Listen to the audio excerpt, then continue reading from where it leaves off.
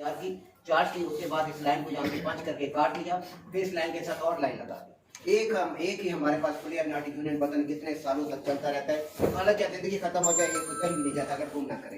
Compressor लिया, compressor लेने के बाद दुकान से दुकान पर आए, इसके साथ एक चार्जिंग लाइन आपने बैठा, फिर इसके अंदर आपने इस चार्जिंग लाइन से इसके अंदर गैस चार्ज कर दी, वो सॉरी आयल चार्ज कर दिया। इसी के बिल्कुल बराबर सेम आमने सामने सेक्शन लाइन होगी और बिल्कुल इसके सामने ये चार्जिंग लाइन। फिर इसके बाद आपने क्या किया, इसकी डिस्चार्ज लाइन ली, डिस्चार्ज लाइन को अपने कंडेंसर के साथ जोड़ देना है। अब यहाँ पे पास कंडेंसर जो फ्रिज के बैक साइड पर पीछे वाली साइड पे लगा होता है, बास के अंदर इंटरनल होता है। जहाँ तक समझ आ गई, जहाँ तक कोई इशू है तो मुझे बताएंगे, क्योंकि मैं चाहता हूँ ये टॉपिक बिल्कुल क्लियर हो जाए आपका।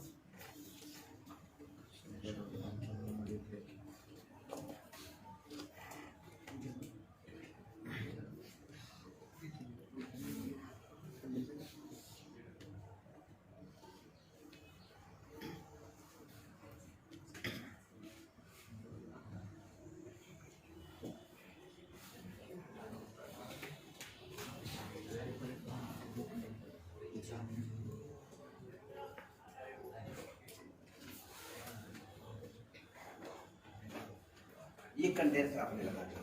कंडेंसर क्या था, पुराने जो फ्रिज थे उसके अंदर कंडेंसर कॉपर का बना हुआ होता था। आजकल जो कंडेंसर जो भी आ रहा है, जितना भी आ रहा है वो लोहे का बना हुआ है।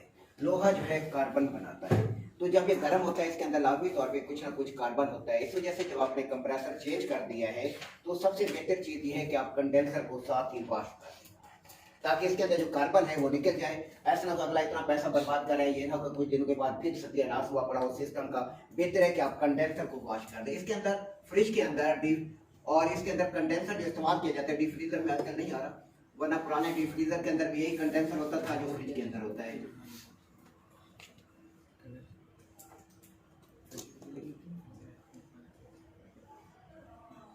इस कंडेंसर को हम कहते हैं fence and tube type condenser, क्योंकि ये ट्यूबें हैं, इनके ऊपर फेंस लगा दी गई हैं, इस वजह से इस कंडेंसर को हम कहते हैं fence and tube type condenser. Fence लगाने का मकसद क्या है, फेंस लगाने का मकसद है इसका सरफेस एरिया बढ़ाना, कवर एरिया बढ़ाना। अगर ये फेंसे ना हो तो ये ट्यूब देखें 270 जगह घेर रही है, ये 270 इस तरह कम जगह घेरती। ये जब फेंसे लगा दी गई इसकी ये ज्यादा जगह घेर रहा है, इसका सरफेस एरिया बढ़ गया है, जिसकी वजह से हवा के ये ज्यादा हवा को कवर करेगा और इसके अंदर जो मौजूद गर्म बुखारात हैं वो अपनी गर्मी हवा को देकर बुखारात से माय हालत में तब्दील हो जाएंगे। कंडेंसर कोई भी है उसका काम क्या है, हीट को कंडेंस करना। किसकी हीट को कंडेंस करना, रेफ्रिजरेंट की हीट को कंडेंस करना। जो रेफ्रिजरेंट की गर्मी है उसको खारिज करना जो है वो इसका काम होता है कि यहाँ पर रेफ्रिजरेंट अपनी गर्मी को खारिज करने के बाद बुखारात से माया हालत में तब्दील हो जाए। कंडेंसर क्या काम करता है, कंडेंसर अपने अंदर आई हुई मौजूद हाई प्रेशर वेपर के जो बुखारात है, रेफ्रिजरेंट के जो बुखारात है, उनकी गर्मी को खारिज करके उन रेफ्रिजरेंट के बुखारात को माया हालत में तब्दील करता है। यहाँ पे हीट कंडेंस होती है, इस वजह से इसको कंडेंसर कहा जाता है, जहाँ पर हीट कंडेंस होती है। कंडेंसर जहाँ खत्म होता है, कोई भी यूनिट है, चिलर है, फ्रिज है, डिफ्रीजर है, वाटर कूलर है, विंडो है, टिफलेट है, पैकेज है, कंडेंसर जहां खत्म होता है उसके बाद जो लाइन शुरू होती है उस लाइन को कहा जाता है लिक्विड लाइन, क्योंकि कंडेंसर में रेफ्रिजरेंट अपनी गर्मी को खारिज करने के बाद वेपर फॉर्म से लिक्विड फॉर्म में कन्वर्ट हो गई है, इस वजह से हम इस लाइन को कहते हैं लिक्विड लाइन। अब इसको कंडेंसर को सिंपल सा आसानी से वॉश कर सकते हैं, आपको लंबे चौड़े पंखे की जरूरत नहीं है, बड़ी आसानी से आप इसे यहाँ पर वॉश कर लें। आपने क्या करना है, एक गेज लेनी है, लो प्रेशर गेज लेनी है आप इसे।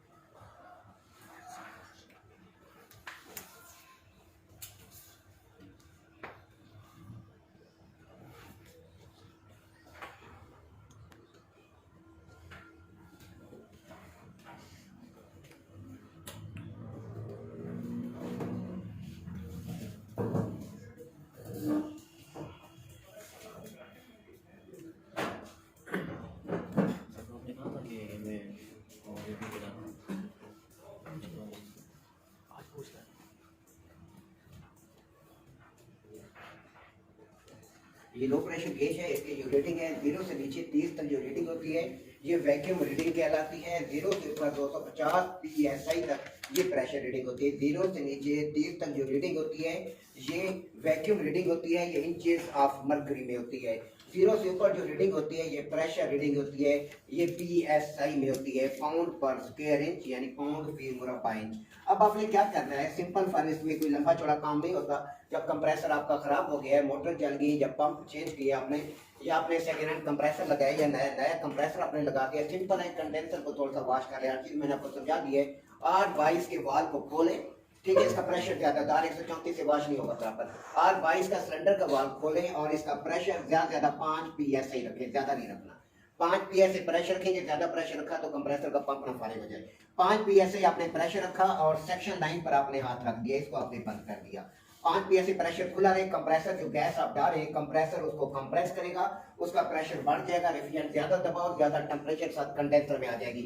यहाँ पर आपने इस जगह पर भी हाथ आपने रख देना है, इसको भी आपने बंद कर देना है। जब आपके हाथ पर दबाव बढ़ेगा तो फिर आपने हाथ को छोड़ना है, ताकि दबाव बढ़े तो अंदर जो कार्बन है उसको रेफ्रिजरेंट उखाड़ कर बाहर खारिज करे। अगर आपने गैस को ऐसे जाने दिया फिर अंदर जो कार्बन है अपनी जगह पर रुकी रहेगी। आपने यहाँ पे दबाव रखना है, होल्ड कराना है काफी देर, जितना दबाव बर्दाश्त हो सकता है। जब प्रेशर हाथ से ज्यादा बढ़ जाए तो आप इसे खोलें, हाथ को हटाएं, लेकिन हाथ को जब हटाएंगे तो ये हाथ आपने सामने लाना है, यानी कंडेंसर से निकलने वाला प्रेशर आपके हाथ पर पड़े, आपको पता चले इसमें से कंडेंसर की क्या पोजीशन है, कार्बन किस टाइप का आ रहा है। और अगर कार्बन ब्लैक कलर का आया है तो आप इसे वॉश कर लें, थोड़ी देर वॉश करेंगे साफ हो जाएगा। अगर कंडेंसर के अंदर से कार्बन ब्राउन कलर का निकला, इसका मतलब है पाइप गल रहे हैं, इसके कंडेंसर खत्म है, कंडेंसर आपको रिप्लेस करना पड़ेगा और कोई रास्ता नहीं है। अगर आपने वॉश कर भी दिया फिर ये तंग करेगा, तो उसका रास्ता ये है कि उसको आप तब्दील कर देंगे। आगे आपको मैं समझाऊंगा, आप तब्दील कर देंगे तो मसला आपका हल हो जाएगा। तब्दील करते वक्त किन चीजों को मद्देनजर रखा जाता है कि पहले ये होता था जिस साइज का कंप्रेसर है उसी साइज का कंडेंसर आता है, उसी साइज का वेपरेटर होता है, उसी साइज का ओवरलोड होता है, उसी साइज की रिले लगती है। ठीक हो गया। रिले ओवरलोड की बात तो अपनी जगह पर ठीक है, लेकिन कंडेंसर की बात अपनी जगह पर ठीक नहीं रही है। अब क्या है, पहले आज से 5-6 साल पहले तो एक्यूरेसी थी कि हमें कंप्रेसर जिस साइज का कंप्रेसर लगा होता था हम जाके उसी साइज का कंडेंसर लेते थे, लगा देते थे, मसला खत्म हो जाता था। अब ऐसा नहीं है, अब इन्होंने कंडेंसर का साइज रिड्यूस कर दिया बहुत ज्यादा। अब उस साइज का ले जाएं तो बहुत ज्यादा छोटा बन जाता है। तो अब हम क्या करते हैं, आप कंडेंसर जब हम रिप्लेस करते हैं किसी भी वजह से बहुत ज्यादा गंदा कार्बन दे रहा है ब्राउन कलर की, तो आप इसके टर्न काउंट करें, इसके टर्न कितने, जो पहले वाला कंडेंसर लगा हुआ है उसके टर्न कितने हैं। 1 टर्न है, 2 टर्न है, 10 टर्न है, 12 टर्न है, 16 टर्न है, आपने टर्न काउंट करने हैं। फिर उसकी लेंथ काउंट करनी है, इसकी चौड़ाई काउंट करनी है। चौड़ाई काउंट करके इसी साइज बाजार में जाएंगे उसी इतने टर्नों का और उतने चौड़ाई का कंडेंसर आपने ले लेना है। एक्यूरेसी साइज पे नहीं है। हाँ, अगर किसी को जवाब देना हो, कोई आपसे पूछते हैं कि कंडेंसर किस साइज का लगेगा, अगर 1.5 का कंप्रेसर है तो आप बता सकते हैं 1.5 ही का लगेगा, लेकिन फीड वाइज ऐसा नहीं है। फीड वाइज इस वजह से नहीं है कि ये कंडेंसर के साइज इन्होंने बहुत ज्यादा छोटे कर दिए, जिस वजह से जब हम लगाते हैं तो हमारा हेड प्रेशर बढ़ाता है। हेड प्रेशर कैसे पता चलता है, आपका ड्रायर आग बना होता है। जब आपका कंडेंसर नॉर्मल होगा, उसके साइज के मुताबिक एक्यूरेट होगा, ड्रायर का हाथ लगेगा, हल्का गर्म होगा, महसूस होगा हल्का सा गर्म है, ये नहीं कि आग नहीं बना होगा। अगर आग बना हुआ है तो 2-3 रीजन से, अगर ओरिजिनल कंडेंसर आपने लगा हुआ है, आपने कंडेंसर रिप्लेस नहीं किया, ड्रायर आपका ज्यादा गर्म हो रहा है, तो क्या वजह है, आपने कंप्रेसर रिप्लेस कराया, कहीं कंप्रेसर बड़ा तो नहीं दे दिया साइज, एक रीजन ये आती है। दूसरी वजह ये आती है कि आपका गैस का प्रेशर ज्यादा तो नहीं है, अगर गैस आपने ओवर चार्ज की है फिर भी आपका ड्रायर जो है सख्त गर्म होता है। तो इन चीजों को आपने मद्देनजर रखना है, जिस टाइम आपने गैस चार्ज कर रहे हैं उस टाइम आपका ये ड्रायर जो है ये नॉर्मल होना चाहिए। आखिरी कंडेंसर के जो 2-3 पाइप है, ये 2 टर्न ये भी नॉर्मल गर्म होनी चाहिए, बहुत ज्यादा आग नहीं बननी चाहिए, हल्का सा फीलिंग आनी चाहिए। पहले लाइनें गर्म होती हैं, फिर ऐसा ऐसा जो है वो लाइनें जो है वो कम टेम्परेचर देना शुरू कर देती हैं, क्योंकि गैस अपनी हीट को खारिज कर चुकी होती है और वेपर फॉर्म से लिक्विड फॉर्म में चेंज हो चुकी होती है। तो ऐसी सूरत के अंदर ये लाइनें ज्यादा गर्म नहीं होनी चाहिए, हल्की गर्म होनी चाहिए, बस पता चले कि इसके अंदर हाई टेम्परेचर जो है, हाई प्रेशर जो है वो रेफ्रिजरेंट जा रही है लिक्विड फॉर्म में, क्योंकि कंडेंसर के अंदर रेफ्रिजरेंट का दबाव नहीं तब्दील होता, ना टेम्परेचर चेंज होता है, सिर्फ इसकी शक्ल चेंज होती है, क्योंकि हरारत मख्फी का अमल दखल होता है, लेटेंट हीट का अमल दखल होता है। ज्यादा गहराई में नहीं बताना चाहता था। हरारत मख्फी ये होती है, हरारत की वो मिकदार जो किसी चीज का दर्जा हरारत को तब्दील ना करे मगर उस चीज की शक्ल तब्दील कर दे, लेटेंट हीट कहलाती है, यानी हरारत मख्फी कहलाती है। यहाँ पर टेम्परेचर चेंज नहीं होता, सिर्फ इसकी शक्ल तेज चेंज होती है। जहां पर अमल किस चीज का होता है, कंडेंसर कोई भी है वहां पे हरारत मख्फी का अमल होता है। हरारत मख्फी छुपी हरारत, हरारत वो मिकदार जो किसी चीज का दर्जा हरारत तो तब्दील ना करे मगर उस चीज की शक्ल तब्दील कर दे, हरारत मख्फी कहलाती है। आपने हाथ रखना है। अगर कंडेंसर, आपको मैंने बताया कंडेंसर अगर फ्रिज का खुदा न खास्ता आपको चेंज करना पड़ता है, बहुत ज्यादा कार्बन दे रहा है, ब्लैक ब्राउन कलर की कार्बन है, तो बेहतर है कि उसको चेंज कर दे। आपने पैसे अपने पल्ले से नहीं डालने, कस्टमर ने देने हैं, उसकी चीज की क्वालिटी बना के दें, ये नहीं उसी को वॉश करें और लगा दें। अब क्या होता है, इसे वॉश करने के लिए आपने क्या करना है, चेंज करने के लिए पहले ये था कि साइज थे, अब साइज खत्म हो गए हैं, साइज अपनी जगह पर नहीं रहे, अब आप टर्न पे जाएंगे। इसकी कितनी टर्ने हैं और टर्न की एक चौड़ाई कितनी है उसको भी आपने मद्देनजर रखना है। अगर उसकी टर्न का चौड़ाई कम है तो आप फिर उसी हिसाब से कंडेंसर हमें एक्सटेंशन लगानी पड़ती है, यानी एक कंडेंसर पूरा आपको उससे बड़ा कंडेंसर नहीं मिल रहा, अब उसके साथ मजीद एक्सटेंशन हमें लगाएंगे, एक और छोटा कंडेंसर हम साथ अटैच करेंगे, यानी डबल कंडेंसर हमें लगाना पड़ जाता है क्योंकि एक कंडेंसर साइज के हिसाब से पूरा नहीं होता। अब हमारे पास क्या हुआ, अब यहाँ पर अगर कंडेंसर में जो कार्बन है ब्राउन कलर की कार्बन है, वो सॉरी ब्राउन के बजाय ब्लैक कलर की कार्बन है, तो ऐसी सूरत के अंदर आप क्या करेंगे, R22 का सिलेंडर का वाल आप खोलेंगे, वाल खोलकर हल्का सा आपने 5 PSI पर आपने प्रेशर रखना है और कंडेंसर पर यहाँ पर आपने इसे प्रेशर देना है, प्रेशर दे के रखना है और यहाँ पर दबाव को आपने रोकना है। जब प्रेशर हाथ से ज्यादा बढ़ जाए हाथ को हटाना है, आपने इस तरीके से 5 4 बार 6 बार, जब तक इसमें से कार्बन खत्म नहीं होती आपने कंडेंसर को वॉश करते रहना है। जब कंडेंसर वॉश हो जाए, समझ जाए कि अब ये क्लियर हो गया, फिर अगले प्रोसेस की तरफ जाएंगे। अगर कंडेंसर कार्बन दे रहा है फिर हमारे पास रास्ता ये होता है कि हम इसे रेफ्रिजरेंट से वॉश ना करें, गैस बर्बाद ना करें, फिर हम इसे एयर से वॉश करते हैं। एयर से वॉश करने का क्या तरीकेकार होगा, आपने इसको एक पंप ले लेना है जो हमारे पास दुकान के अंदर जिस टाइम हम शॉप खोलते हैं एक प्रेशर पंप हम लेते हैं जिसे हम वैक्यूम पंप भी कहते हैं, क्योंकि इसकी सेक्शन लाइन वैक्यूम का काम करती है और डिस्चार्ज लाइन प्रेशर का काम करती है। अगर आपको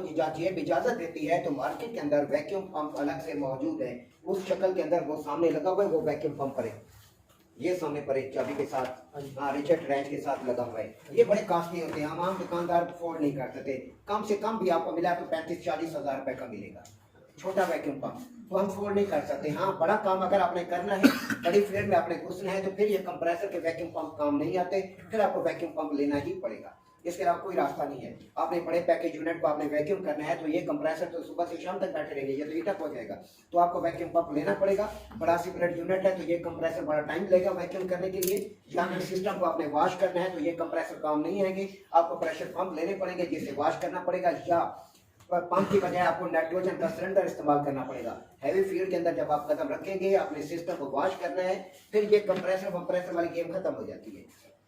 फिर हम मार्केट से नाइट्रोजन का सिलेंडर उठाते हैं, नाइट्रोजन के सिलेंडर से हम वॉश करते हैं और कोई हमारे पास रास्ता नहीं होता। अगर प्रेशर देना है वो भी हम नाइट्रोजन का प्रेशर देते हैं, एयर के प्रेशर नहीं देते, एयर के प्रेशर काम ही नहीं आते वहां पर। अगर आपने सिस्टम के अंदर वैक्यूम करना होगा, बड़ा सिस्टम है आपका, तो ऐसी सूरत के अंदर आप क्या करेंगे, आप वैक्यूम पंप इस्तेमाल करेंगे जो मार्केट के अंदर ओरिजिनल वैक्यूम पंप है। आम कंप्रेसर वहां पर वैक्यूम नहीं करेगा, सुबह से शाम हो जाएगी काम करते करते। इस वजह से हमें जेब से कुछ खर्चा करना पड़ेगा। अगर कुछ कमाना है तो बड़े वैक्यूम पंप, आपको ओरिजिनल वैक्यूम पंप लेने पड़ेंगे। अगर छोटी दुकानदारी है, फ्रिज है, एसी है, डीप फ्रीजर है, विंडो है, तो ऐसी सूरत के अंदर ये कंप्रेसर वैक्यूम पंप के तौर पे ठीक है। लेकिन जब आप बड़ी फील्ड में कदम रखेंगे तो फिर आपको वॉश करने के लिए, सिस्टम को वॉश करने के लिए या प्रेशर स्टैंड करने के लिए आपको नाइट्रोजन इस्तेमाल करनी पड़ेगी, एयर का प्रेशर नहीं काम करेगा।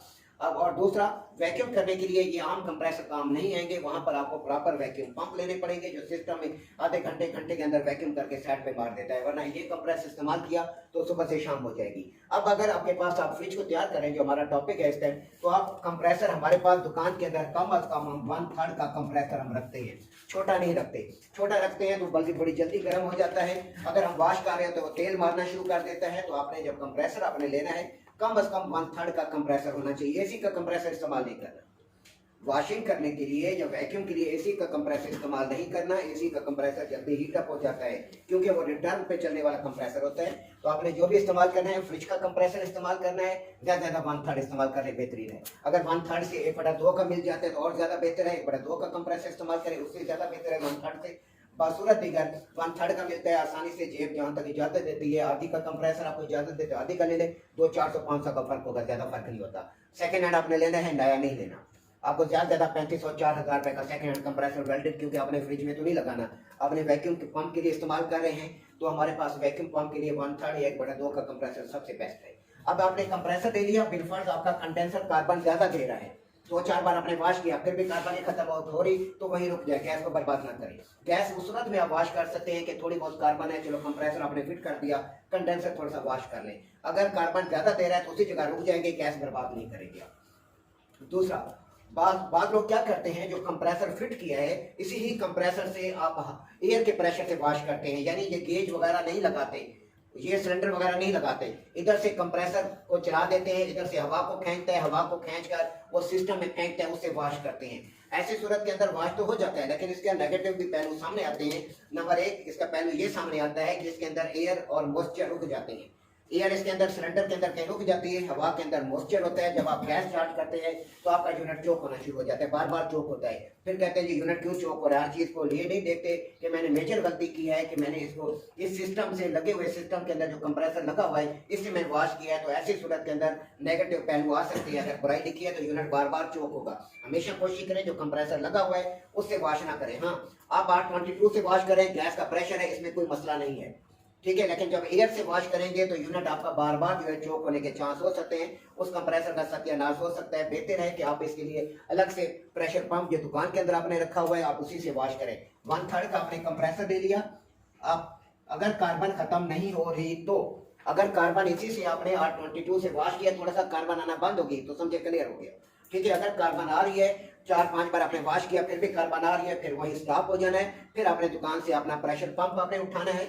अब ये कंडेंसर, ये जो पाइप लगा हुआ है कंप्रेसर के साथ, कंडेंसर का इसे आपने यहाँ से अलग कर लेना है। अलग कर लेंगे, आप वहीं से अलग करेंगे, यहाँ कंप्रेसर से साथ से थोड़ा सा जोड़ होगा जहाँ पे आपने टांका लगा हुआ अलग कर ले। मैं यहाँ पर क्योंकि मेरे आगे गेजें आ गई हैं तो जैसे मैं इस साइड पे कर रहा हूँ, मैं लाइन को यहाँ ले आया हूँ। अब आपने क्या करना है कि ये आपके पास प्रेशर पंप है, इसके साथ लाइनें ऑलरेडी लगाई हुई होती हैं। हमने कौन कौन सी लाइनें लगाई होती हैं, कल आपने तेल आपने चार्ज किया है तो उसके साथ हमने डिस्चार्ज लाइन लगाई होती है और सेक्शन लाइन लगाई होती है। चार्जिंग लाइन को हम बंद कर देते हैं, एक लाइन पर सेक्शन या चार्जिंग में से एक लाइन आपने बंद करनी है।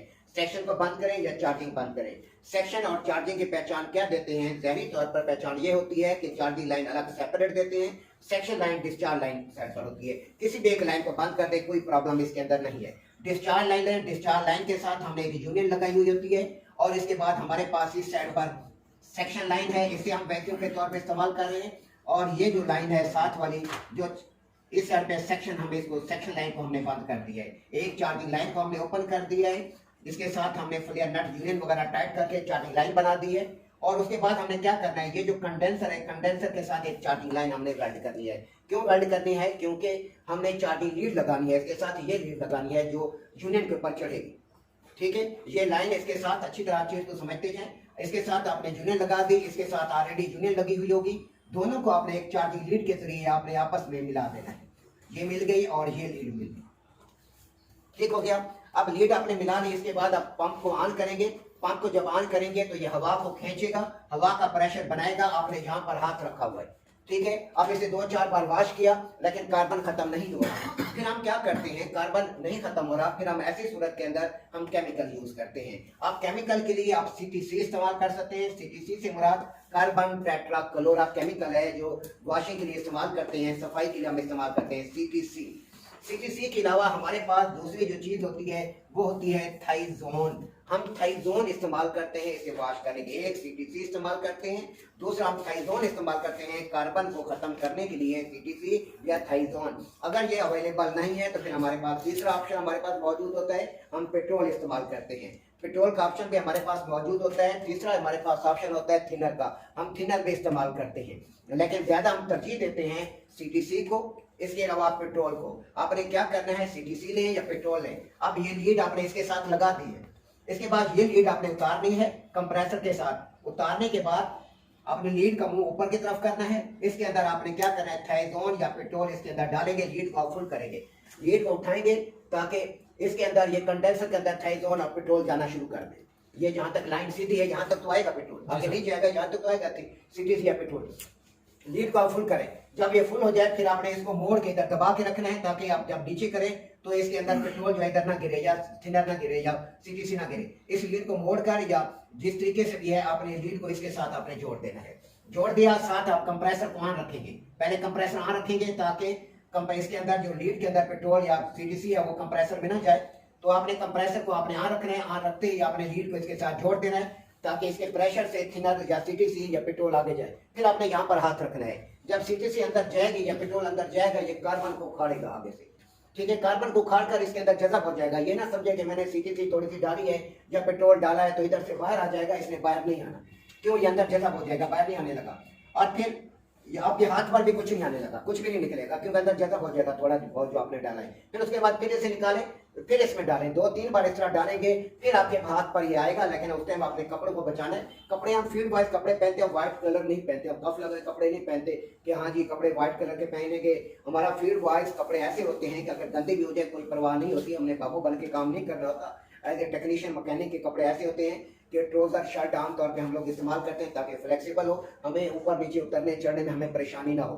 कमीज हमारे लिए, कमीज सलवार तो अलाउ ही नहीं है फील्ड के अंदर कि खुदा ना खास्ता आप काम कर रहे हैं, आप एसी के साथ खड़े हुए पार्क के अंदर, खुदा ना खास्ता कमीज आज आपको लपेट दे, या बड़ी फील्ड में तो बहुत ज्यादा डेंजरस होता है। किसी सूरत में बंदे को नजदीक हम जाने नहीं देते, क्यों, बिलोर चाह रहे हैं, दूसरी चाह रहे हैं, कोई मसला बन जाए, कमीज के फंस जाए, मोटर की पुल्ली के अंदर या बेल्ट के अंदर कहीं आ जाए तो वो तो नहीं बचता। तो इस वजह से कंपनी के अंदर किसी भी सूरत में अलाउ ही नहीं है कि आप कमीज सलवार के साथ अंदर जाएं। या सेफ्टी भी ये कहती है, सेफ्टी का कोर्स, हाँ मुझे याद आया कि इदारे ने पहले क्लासेस के लिए भी हमने ये किया था, बड़ा अच्छा प्रोग्राम है इदारे की तरफ से। इदारे की पूरी कोशिश होती है आप कुछ बन जाएं। इस वजह से हमारे पास 99% प्रैक्टिकल है, 1% थ्योरी है, आपने खुद भी देख लिया होगा, आप खुद काम कर रहे हैं। दूसरा साथ हमने ये किया हुआ है कि आपके लिए हमने सेफ्टी की क्लास स्टार्ट की हुई है, फ्री, कोई फीस नहीं है। सेफ्टी की अच्छी खासी सैलरी पैकेज होता है कि कहीं आपको एसी टेक्नीशियन काम कर रहे हैं, कहीं नाइट ड्यूटी है, कहीं सेफ्टी में मिल जाती है तो आप सेफ्टी के अंदर भी कहीं काम कर सकते हैं। सेफ्टी क्लास फ्री है, हर फ्राइडे को आपकी क्लास होगी। सेफ्टी क्लास टाइम मेरे घर में मैं टीचर से डिसाइड कर लेता हूँ, 9 से 10 हम कर लेते हैं। क्लास तो हमारी ये वाली डिस्टर्ब होगी, लेकिन ये कि वो भी फायदा है कि आपको इसकी सेफ्टी का पता चले, अपने काम कैसे करना है। कि ये बात बताते हुए मेरे जहन में है, सेफ्टी हमें अलाउ नहीं होता हम गले के अंदर टाई बांधें, टाई अलाउ नहीं है।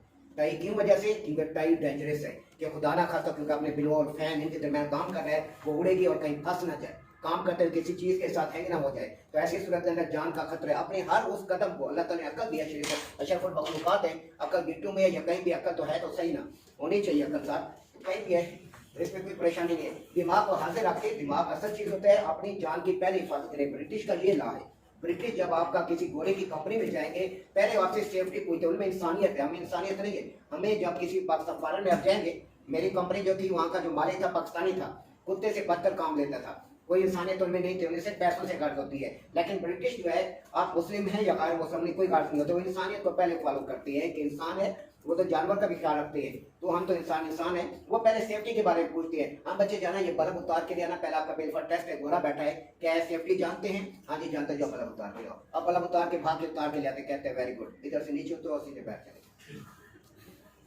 ये हिफाजत नहीं है। मेरा एक स्टूडेंट, मैंने शायद आपको बताया था, इसी मसले पे, वकार नाम था उसका, इसी मसले में वो बेचारा नौकरी से गया, बड़ी बेहतरीन सैलरी ले रहा था, गोरू ने 1 मिनट भी लेट नहीं किया, फारिग कर दिया। क्या था, लास्ट टाइम था, छुट्टी का टाइम, कॉलेज के, कह रहे सर बिल्कुल तैयार था, हेलमेट उठाया मैंने, गिलासेस सर पे लगाए, ग्लव्स पहने, सिर्फ जूते मैंने नहीं पहने, जूते क्योंकि मैं चेंज कर चुका था, लास्ट टाइम था 10 मिनट से 4 बजने में। तो कंप्लेन आ गई यूट्यूब नहीं जा रही, मैं चला गया, उसको उतारा, तो अगले ने मेरी वो पिक्चर बना के पोस्ट शिकायत बॉक्स में डाल दी। तो कह रहे हैं हफ्ते बाद जब बॉक्स खुला तो वकार साहब का नाम सामने था, वकार साहब फारिग, उसको 10,000 रुपये इनाम देखे। वो शिकायत करने वाले को 10,000 इनाम, ये बेचारा नौकरी नहीं पाया। फिर अल्लाह ताला ने उसको जिंदगी से भी फारिग कर दिया। फिर दोबारा वो वापस मूवी लैंड में चला गया, चकवाल जा रहा था, टावर में एक मसला था, मुझसे 1 दिन पहले मिला था, फॉल्ट ये मसला मैं क्या करूँ। तो अगला टाइम बरस्ट हुआ, दरख्त में जाके गाड़ी लगी और बेचारा जवान यंग लड़का, अभी 3 महीना पहले शादी हुई थी उसकी। तो ये इस टाइप के हादसा जिंदगी का हिस्सा होते हैं, ये मौत किसी भी टाइम आ सकती है। इस वजह से बंदा हर कदम सोच समझ के करे कि मैं अफलातून या मैं फ्राउन बन के फिर रहा हूँ, तो इसका कोई पता नहीं चलता, 1 सेकंड का भी पता नहीं इंसान की जिंदगी का। मत सोचे कि आप फ्राउन है या कुछ है, आप बूढ़े हैं या कुछ भी है, जिंदगी 1 सेकंड का पता नहीं होता। इंसान अपने आप को बचाए, पहले सेफ्टी देखे, उसके बाद सेफ्टी क्या है, आपने बल्ब उतारना है तो यही रूल फॉलो करने, जिसकी मैंने अपनी मिसाल दी है। सर पर हेलमेट, हाथों में दस्ताने, आंखों में गिलासेस, पाँव में लेदर शूज होना जरूरी है, सेफ्टी शूज होना जरूरी है, ताकि खुदा ना खास्ता कोई मसला बन जाए तो आप सेफ हो। ये है सेफ्टी। जब किसी जगह आपने टेस्ट देना है तो पहले आपने ये मद्देनजर रखना है, आपने काम किस में करना है, आपने डांगरी में काम करना है। डांगरी ड्रेस ऐसा होता है जो फैलता नहीं है, उड़ता नहीं है, सिर्फ अपने जिस्म पर है और फ्लेक्सिबल है, उसमें फ्लेक्सिबिलिटी है कि आराम से इसी आप काम कर सकते हैं। पैंट की तरह आपको तंग नहीं करता। पैंट अगर पहनी है तो वो भी फ्लेक्सिबल पैंट पहनी जाती है, हार्ड पैंट हमारी फील्ड में है ही नहीं, काम ही नहीं कर सकते, हमारे लिए बहुत कम है वो। कहीं आप जंप कर रहे हैं, कुछ कर रहे हैं तो वो हार्ड है तो आप गिर गए तो फिर खुदा ना कसम बहुत अपनी जगह पर है, लेकिन एहतियाती अल्लाह ताला ने अक्ल भी इस वजह दी है, शरफुल मखलूकात, इस वजह से आप अक्ल को इस्तेमाल करेंगे आप लोग। तो हर फ्राइडे ध्यान में रखेंगे। मैं अभी टीचर से बात कर लेता हूँ, उनको मैं बता देता हूँ 9 से 11 सेफ्टी की क्लास में आपकी 1 महीना क्लास चलेगी। हर फ्राइडे 4 फ्राइडे आपके पास है, इसमें आपने सेफ्टी को जाना है, आराम से समझना है।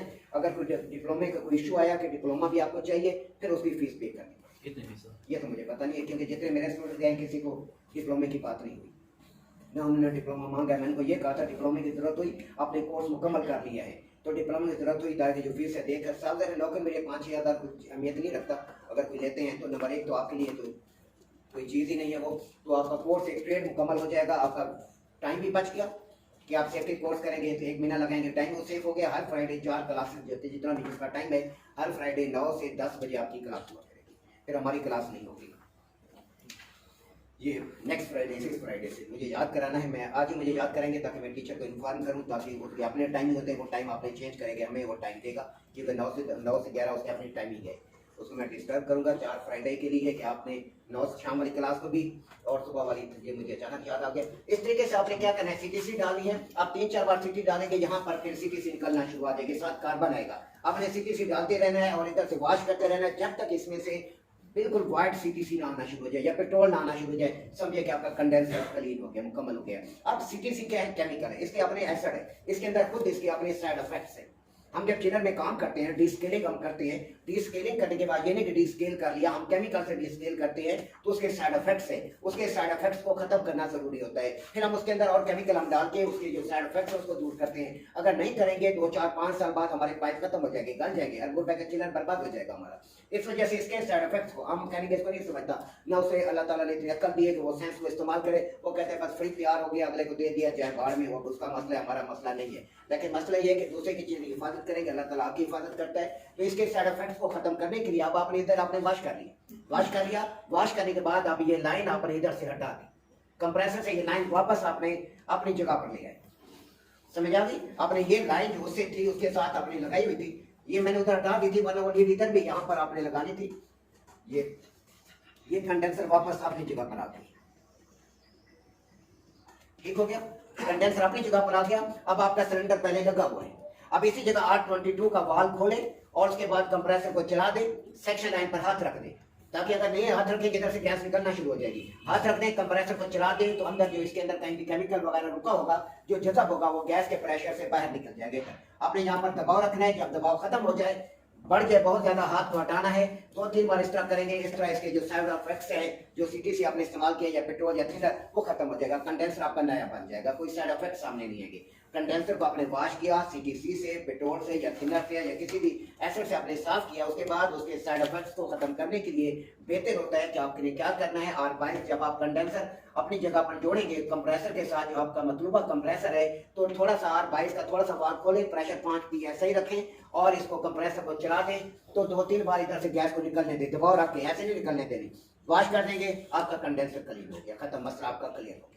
इस तरह कंडेंसर जब कार्बन दे तो आपने इस प्रोसेस पे जाना है। अगर कार्बन नहीं देता, बिल्कुल हल्का सा वॉश करने के बाद कार्बन आना बंद हो जाता है, तो उस प्रोसेस पे जाने की जरूरत नहीं है आपको, सिंपल आप पानी से वॉश करके अगले प्रोसेस पे चले जाएंगे। उसके बाद आपने क्या करना है,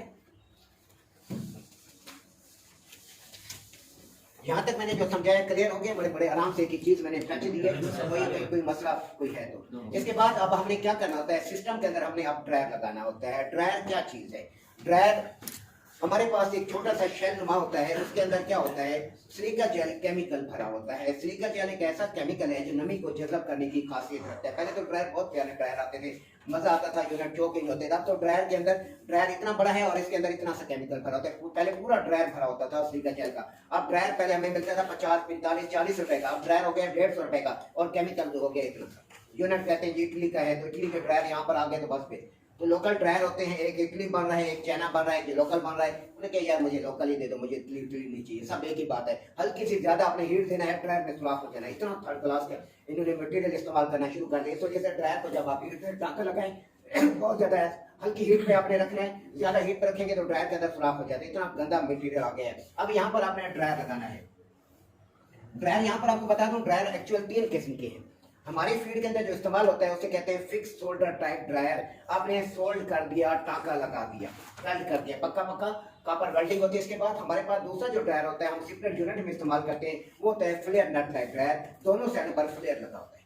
तीसरा हमारे पास ड्रायर होता है जो हम एचवीएसी फील्ड के अंदर इस्तेमाल करते हैं, उसे कहते हैं रिप्लेसेबल कोर टाइप ड्रायर। उसके अंदर कोरें डलती हैं, जब कोरें खराब हो जाती हैं हम उसे रिप्लेस कर देते हैं, दूसरी कोरें हम डाल देते हैं, नई कोरें। तो इस वजह से उस ड्रायर को कहते हैं रिप्लेसेबल कोर टाइप ड्रायर। बड़े सिपरेट यूनिट के अंदर फ्लेयर नट टाइप, डोमेस्टिक लेवल में, फ्रिज में, डीप फ्रीजर में, तो वाटर कूलर में हमारा जो ड्रायर इस्तेमाल होता है वो होता है फिक्स शोल्डर टाइप। ठीक है, इसके अंदर क्या चीज होती है, इसके अंदर सिलिका जेल केमिकल होता है जो नमी को जज़ब करता है। ये नमी सिर्फ एक ही बार होती है, सिस्टम के अंदर बार बार नमी नहीं होती। एक बार इसने नमी को जज़ब कर दिया, नमी खत्म हो जाती है। ये नहीं कि नमी कहीं से आ रही है, नमी कहीं से नहीं आ रही, नमी आती है हमारी लापरवाही की वजह से। हमने सिस्टम को प्रॉपर काम नहीं किया, जिसकी वजह से सिस्टम के अंदर कहीं नमी रह गई। जैसे अभी मैंने बताया कि बाद लोग क्या करते हैं, जो कंप्रेसर लगा हुआ है इसी से ही कंडेंसर को वॉश करते हैं, तो सिस्टम में नमी ऑटोमेटिक तौर पर सिलेंडर में रुक जाती है। तो वो नमी जब सिस्टम के अंदर बाहर निकलती है, तो अगर ड्रायर ने काम ना किया, ड्रायर ने नमी को प्रॉपर जज़ब नहीं किया, तो आपका यूनिट बार बार ब्लॉक होना शुरू हो जाएगा, चोक हो जाएगा। चोक से क्या मुराद है, जो सिस्टम के अंदर नमी है वो जाके आगे बर्फ बन जाती है। जब बर्फ बनती है तो गैस का रास्ता ब्लॉक हो जाता है, यूनिट आपका चोक हो जाता है। चोक होने से मुराद शॉर्ट साइकिलिंग हो जाना, साइकिल का ना मुकम्मल हो जाना, जो गैस आगे गई है वो वापस ना आना, कंप्रेसर को ना मिलना, ये चोक होना या शॉर्ट साइकिलिंग कहलाता है। ठीक हो गया। अब यहाँ पर आपने यहाँ पर ड्रायर लगाना है, फ्लेयर नट टाइप आप ड्रायर लेंगे।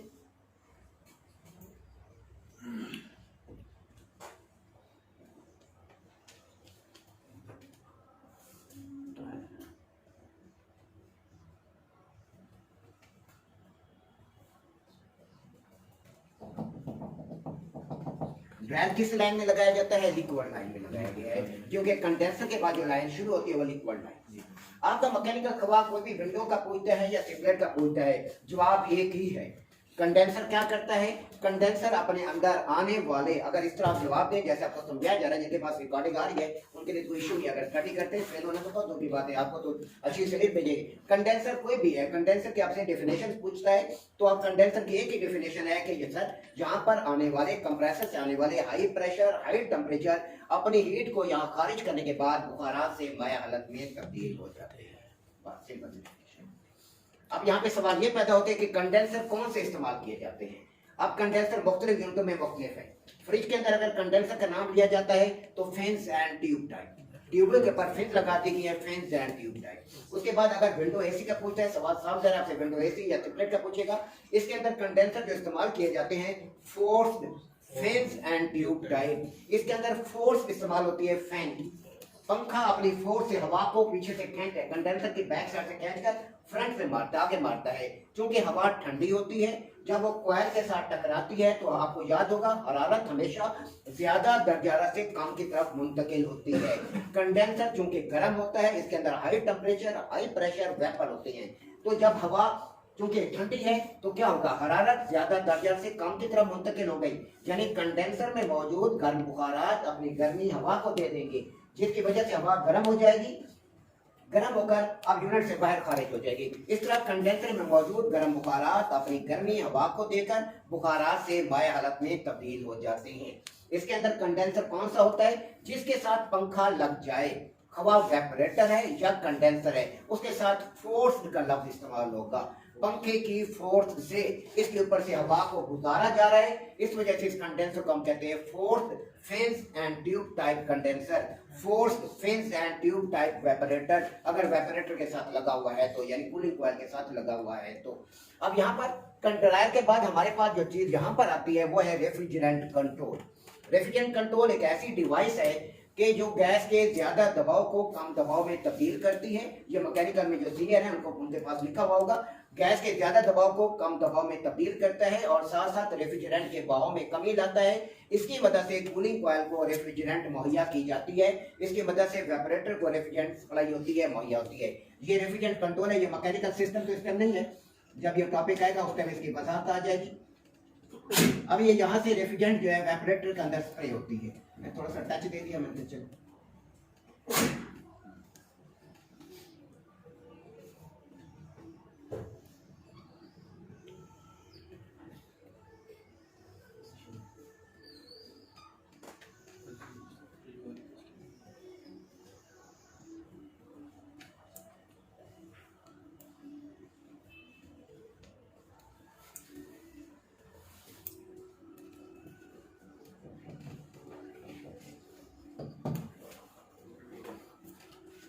एक चीज़ का ख्याल रखना है कि हाँ, मुझे कूलिंग कॉइल पे याद है, बड़ी इंपॉर्टेंट चीज़ है। जब ये एसी आपने सर्विस करना है, वहाँ पर एसी जो हम सर्विस करते हैं वो हम करते हैं एसिड के साथ। एसिड इस्तेमाल करते हैं जिसके लिए आमतौर पर कास्टिक सोडा इस्तेमाल होता है। कास्टिक सोडा के पास आते हैं, खुद अगर कास्टिक सोडा से आप एसी को प्रॉपर साफ नहीं करेंगे तो आपका जो वेपरेटर की जो फिंसी हैं वो सिल्वर के एल्युमिनियम की बनी होती है, सिल्वर की बनी होती है, वो सारी गल जाएगी, खत्म हो जाएगी, एक दो सीजन के अंदर एसी बर्बाद हो जाएगा। इस वजह से हमारी कोशिश होती है हम गर्म पानी से या सर्फ वगैरह से साफ करें, हम इस्तेमाल ना करें इसको। कास्टिक सोडा को फॉरेन के अंदर भी कास्टिक सोडा है, बहुत ज्यादा तेज कास्टिक सोडा होता है। यहाँ पर तो हम रोड़ी में सफिशिएंट मिलते हैं, वहाँ दाने की तरह छोटे छोटे दाने होते हैं, वहां पर इस्तेमाल करते थे। हाथ गीले हाथों पे आपका नहीं लगना चाहिए, खुश्क हाथों पे उसने कुछ नहीं किया। गीला हाथ है तो आपने हाथ को पूरा जला देना है। डब्बा होता है, डब्बे के अंदर या प्लेट के अंदर या शापर लपेट के या ग्लव्स पहन के आपने उसको उठाना है और जितना जरूरत है बाल्टी के अंदर डालना है। और एसी को आपने उससे आपने सर्विस करना है कि आपने ये नहीं करना कि वहां पर आप ज्यादा डालेंगे तो गल जाएगा। अगर आप उससे साफ कर रहे हैं तो आपने ये करना है कि आप वॉश करने के बाद उसको आपने डाल दिया इसके अंदर कास्टिक सोडा, फिर उसके जब कास्टिक सोडा उसको खाना शुरू करेगा, धुआं सा उठना शुरू हो जाएगा, सारा नीचे उसकी स्केल गिरना शुरू हो जाएगी, मट्टी मट्टी। 5-4 मिनट ऊपर रहने देंगे कास्टिक सोडा। पहले अपने कंडेंसर को गीला करना है, कास्टिक सोडा आपने उसके ऊपर डालना है। डालने के बाद कास्टिक सोडा को पानी की बाल्टी में आपने डाला है, बाल्टी भरी हुई है, बाल्टी का जो पानी है उसके अंदर उसका असर आ गया कास्टिक सोडा का, फिर आपने उसके अंदर थोड़ा थोड़ा डाल देना है। 5-4 मिनट डालना है, उसके बाद अच्छी तरह वॉश करना है कि उसके अंदर उसके असरात बाकी ना रहे। अगर असरात रहेंगे तो आपका कंडेंसर या वेपरेटर बर्बाद हो जाएगा। फॉरन में सारा जो हमें जो दिया जाता था वो सारा कास्टिक सोडा, लेकिन दानेदार है, बहुत तेज है, वो थोड़ी मिकदार में डालोगे, बहुत ज्यादा मिकदार में आपने नहीं डालना वहां पर। अब यहाँ पर कूलिंग कॉइल के अंदर रेफ्रिजरेंट यहाँ पर आएगी, यहाँ से फिर वापस इस तरीके से अपने साइकिल को मुकम्मल करना है। वेपरेटर की जो सेक्शन लाइन है इसके साथ लग जाएगी, ठीक है। रेफ्रिजरेंट कंट्रोल पहले ही वेपरेटर के साथ लगी हुई है, वो तो अंदर है, बॉडी के अंदर है। तो आपने कैपिलरी ट्यूब को अपने ड्रायर के साथ जोड़ना है, ड्रायर आप नया लगाएंगे, साथ कैपिलरी ट्यूब आपने जोड़ देनी है और सेक्शन लाइन को आपने कंप्रेसर के साथ जोड़ना है।